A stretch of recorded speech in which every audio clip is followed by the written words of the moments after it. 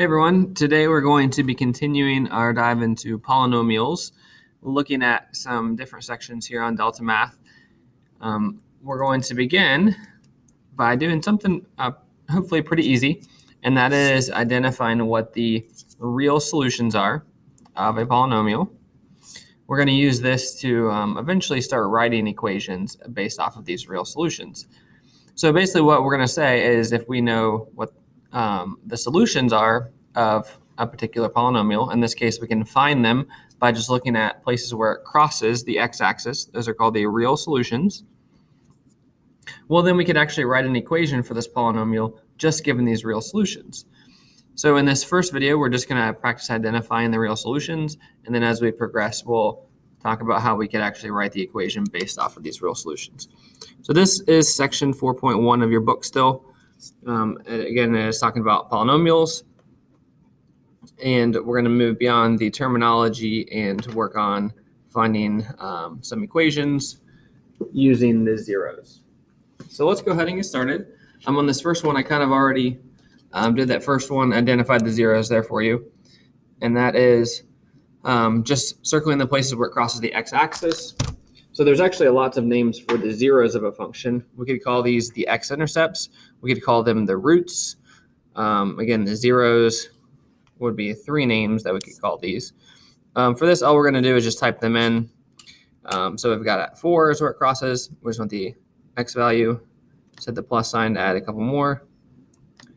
So that looks like 5. And then again at 8. So that's all there is to the first section. Just circling the places where it crosses and then typing those in. Also, if you see on this next one, you can see it crosses in two places, here and here. But it also, here it doesn't cross, but it touches. That's going to be important as we move forward. So this is a cross. And when you actually write the equation, places where it touches, it's still considered a zero. It's just as we move forward, it might change a little bit how we write the equation. So a real solution is the same thing as a zero or a root. These are just going to be places, say a real solution, as opposed to imaginary. So real solution and zero root are just places where the function crosses, but it could also be, we're going to say, or touches 0. Because we can see here in this case, we have a place where it just touches it, but that's actually still considered a 0 because it makes it 0. So let's go ahead and type these in. -1 and 4. So first section, pretty simple. Let's go ahead and look at the next section. We're going to be writing an equation now. So we're going to start by doing the same thing. We're going to identify where it crosses or touches. Here there's only one of them. So that's at x equals -1. And if we look down here at our possible answers, you can see some various options there. So what I want you to think about is if we were to solve an equation, all right, and we got our answer was x equals -1. Think about like when you like factor something out and then you solve it. So we have like x either plus or minus something equals 0, and then we solve it. Well, if we were to think what this thing would be, what is that? It's just going to end up being the opposite sign. So if we had x plus 1 equals 0, and we solve that, then we'd end up with, well, x equals -1. So think backwards. Think if we start with a solution, we want to sort of work up to what equation would have given us that solution. So in this case, it would be x plus 1. So when we're looking for an example, for an answer, we want the ones with x plus 1s. But you'll also notice all of these have 2 equations in them, right? This one actually has 3. But why is there 2 of them for all of them? And the answer is, notice how this one touches, it doesn't cross. So this is sort of, we could call it a repeated root.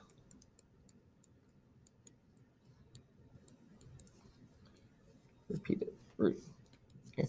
In other words, it's repeated twice.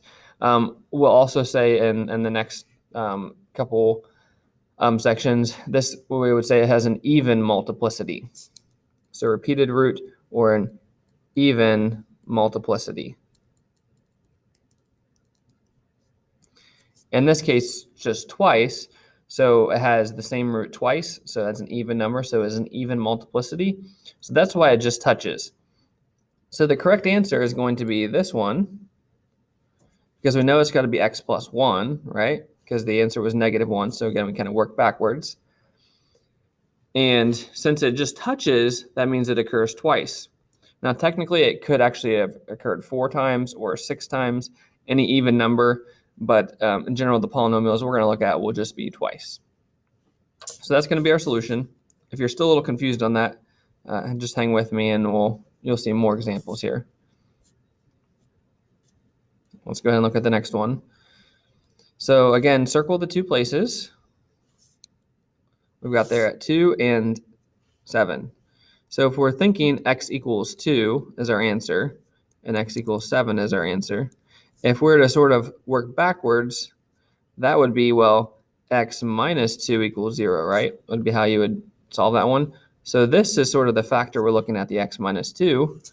And then this one would actually be x minus 7 equals 0. So we're really thinking this as the function of x minus 2 times x minus 7. This is called the factored form.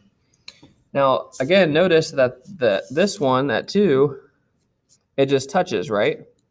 So that's called a repeated root, or it has an even multiplicity, right? Which means this occurs at least twice. Could occur twice, could occur 4 times, 6 times. We don't really know for sure, but generally we would just assume it occurs twice. So how we would actually write this equation up here would be x minus 2 quantity squared.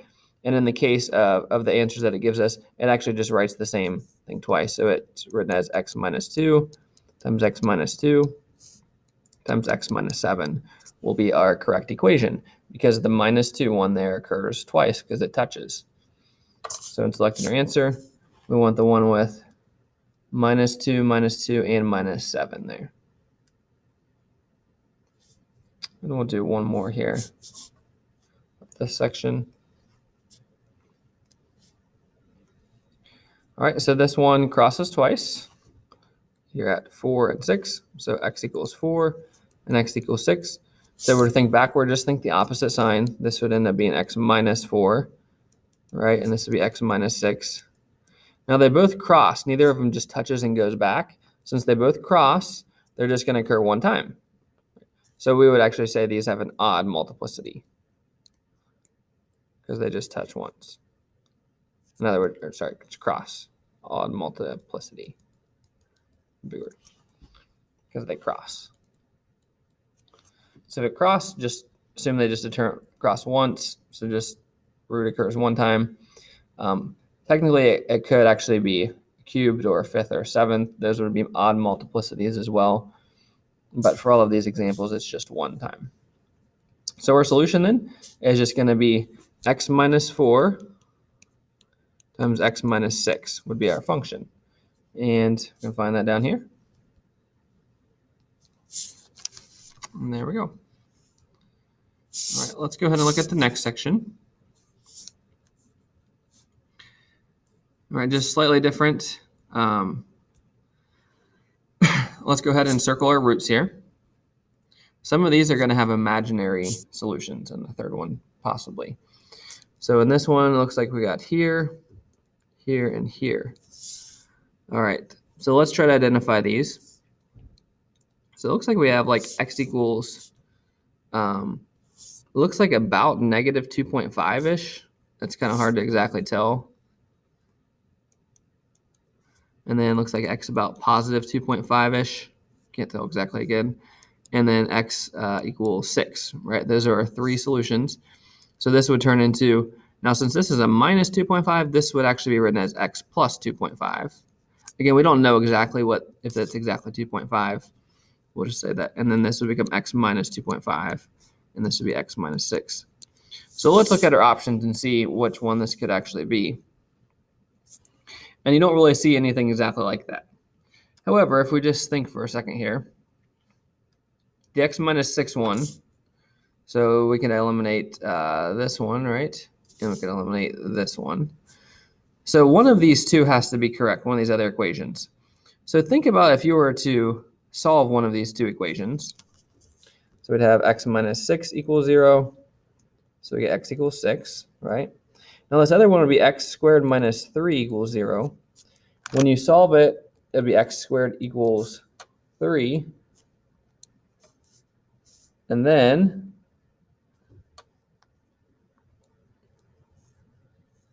so x squared minus 3 equals 0. We would add the 3 over. X squared equals 3. Then we would take the square root of it. So x would equal plus and minus the square root of 3 would be our solutions. So the question is are either of these, is that square root of 3? Is that square root of 3? You might need to check on your calculator just to verify. The square root of 3 is not 2.5, because if you just think logically, square root of 4 would be 2, which is bigger than square root of 3, so it couldn't be 2.5. So it will actually end up being the other one. If we were to solve this, x minus 6 equals 0, we get x equals 6. And then x squared minus 6 equals 0. When you solve that, you would add the 6 over. You would take the square root of both of them. So x would be plus and minus the square root of 6. And the square root of 6, it should be a decimal close to 2.5. And see what we get here. I don't know what the exact decimal is off the top of my head. Yeah, it's 2.449. So very close to 2.5. So it's saying plus and minus the square 2.449 for those two. So this would be our correct equation. It would be a little bit challenging to come up with that without giving these multiple choice answers, because you wouldn't be able to see for sure that those occur at exactly 2.5. I understand that's a little bit more confusing. We will do a couple more of those.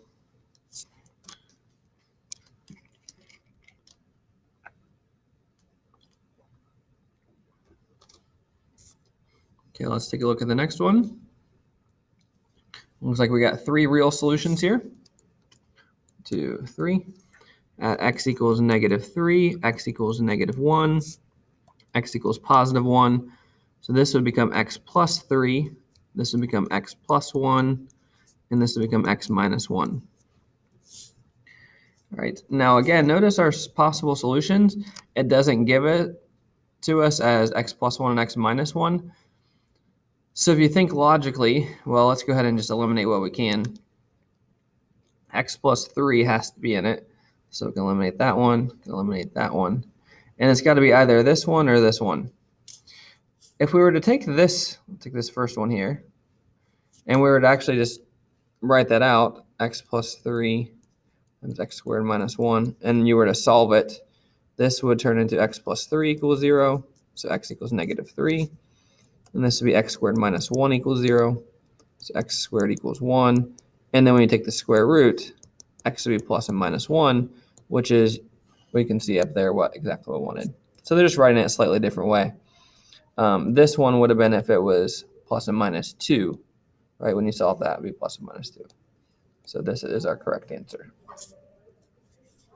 Just encouraging to think a little bit differently on how these are written. All right, I wanted to, let's see if we get one. All right, yeah, I wanted to do one like this. So this has some imaginary solutions. Now, imaginary solutions, you might remember these from when you did the quadratic formula in the past. Imaginary solutions, they don't actually cross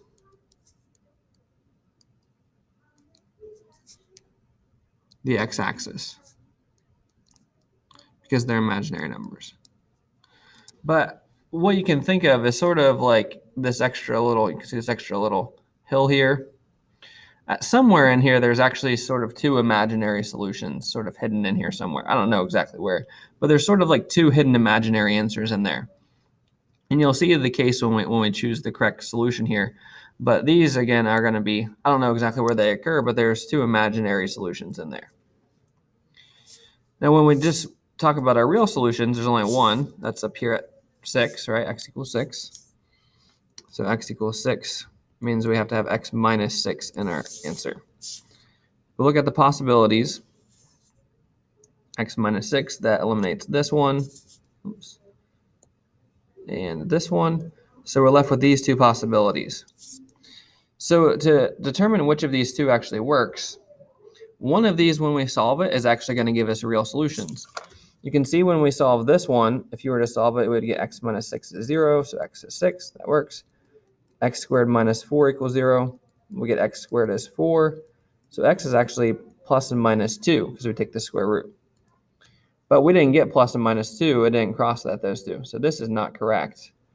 When we solve this one, x minus 6 equal to 0, we get x equals 6. X plus squared plus 4 equals 0. When we solve it, we get x squared equals negative 4. Square root both sides.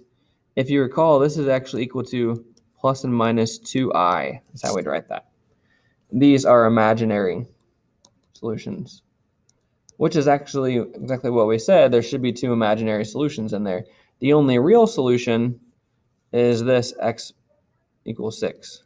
The other two solutions are imaginary. So that's how we know that one is the correct answer. You would be hard-pressed to come up with that on your own without some other insight. So I wouldn't expect you to know how to do that. But by the process of elimination, we can determine which one of these is correct. If you look at this next one, you can also tell this one is going to have a couple imaginary solutions as well. So just by the process of elimination, I could actually point you to the right answer. We know this is going to be 5, so it's x minus 5. So we can eliminate this one and this one. And then just figure out which one of these is going to have imaginary solutions. Well, it's going to be this one, because when you solve it, it's going to be x squared equals negative 4. When you solve that, it's going to give you imaginary solutions. So this will actually be the correct answer. That one will give you real solutions. You'll get the hang of it. All right, last section. Very similar, except in this one, we're going to see some repeated roots or roots with even multiplicity. Remember, if it touches, that's going to be what we call a repeated root with an even multiplicity. Has even multiplicity, meaning 2 or 4, just like something like that. If it crosses, that's not a repeated root. It has an odd multiplicity, meaning like 1 generally, or it could be 3 or it could be 5. But as an odd multiplicity means that root occurs an odd number of times. If it touches, it has an even multiplicity, meaning that the graph has that root, whether it be 2 or 4 or 6 times or whatever, but it's going to be touching. All right, so let's see if we can figure out this last section. All right, so we've got two solutions, -8 and -2. So x equals -8, x equals -2. But notice this is a cross, right? Crosses, and this is a touch. So when we write this is going to become x plus 8. It's always the opposite, right? And this will become an x plus 2.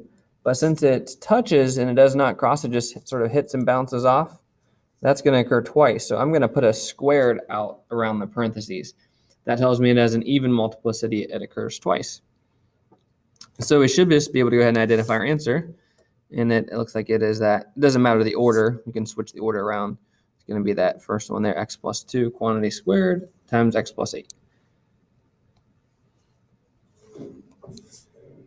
All right, let's look at another one here. So we've got two solutions here at x equals -5 and x equals +2. So this one's going to be, x plus 5, x minus 2. But again, this just touches, so that tells us it's going to be a repeated root. So x minus 2 quantity squared. And looks like the first one again. Oops, what did I do? Minus 5. Oh, I guess I picked one that had 2 for both of them. Sorry, that was my mistake. Just went too fast. So it should not have that didn't know that I selected the wrong one there. Whoopsies. All right. So let's go just do one more since I messed that one up. This one, -6, so that would be x plus 6. This one looks like it hits at 8, so that's going to be x minus 8. And that should be squared because it is an even multiplicity. The -6 one should not be squared because it's an odd multiplicity. Let's see if I can choose the right one this time. +6 and -8 squared. All right, that looks good. All right. So good luck on that. Be sure to reach out to me if you do have other questions, and good luck.